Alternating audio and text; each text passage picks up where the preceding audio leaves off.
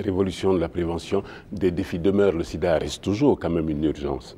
Oh, le sida est une urgence, comme je le disais. On a quand même 33 millions de personnes infectées. Et comme je disais, on a 5 millions de personnes sous traitement. On a 10 millions qui attendent. 8 millions de ces personnes sont des Africains. Et on a à peu près 12 millions qui sont encore infectés, plus ces 10 millions, ce qui fait 22 millions d'Africains. Donc, ce n'est pas le moment de croire qu'on a terminé avec ce combat. C'est le moment, au contraire, moi je pense, de stimuler l'effort que nous avons entrepris, de faire en sorte qu'on aille à l'échelle et qu'on puisse maximiser les ressources qui sont mises à notre disposition pour produire des résultats à des coûts moindres. Alors justement, parlons des ressources.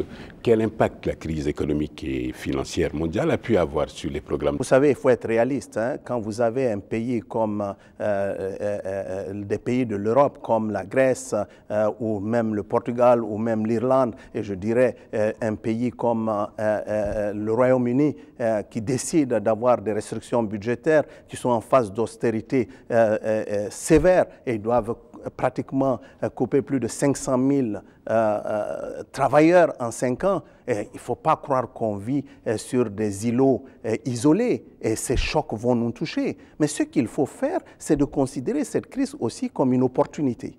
Une opportunité pour optimiser l'utilisation des ressources, pour voir dans quelle mesure on doit changer nos approches en termes d'investissement et puis voir sortir de cette logique de la gestion de crise pour voir le sida un peu comme un problème sur le long terme et voir ces financements-là sur le long terme. Ce qui veut dire l'engagement des gouvernements, ce qui veut dire une responsabilité partagée, ce qui veut dire une obligation de résultat liée à une obligation de rendre compte. Et ça, on ne peut pas le faire en comptant que sur l'argent qui vient du Nord. Il faut qu'on soit réaliste. Quand on a pratiquement 96% de nos malades qui aujourd'hui sont sous traitement parce qu'ils reçoivent, nos pays reçoivent cet argent-là du Fonds mondial ou du Fonds américain d'urgence, on ne peut pas croire qu'on va maintenir ces malades sur 30 ans sur des ressources qui viennent de l'extérieur.